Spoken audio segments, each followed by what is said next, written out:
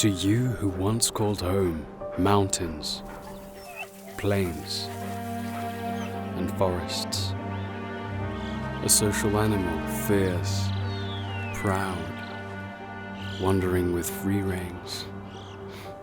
Your pack was your life, hunting party, nighttime security.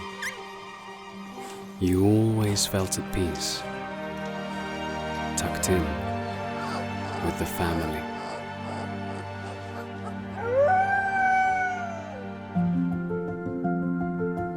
Time proved our chemistry was much more than a trend. Now, they even say that you're my closest friend. I taught you to protect us and to guide our way. From you I learned the true meaning of love, trust, and play. Nowadays your pack has evolved in nature. You've become accustomed to a different pasture, far away from your own and the peace of a tribe, in a world emitting a hectic hustle vibe.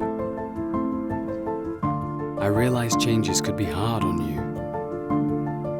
I'll do my best to see your needs attended to. You, my dog, my friend, my faithful companion.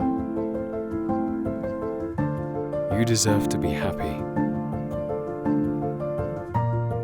It's my #1 mission.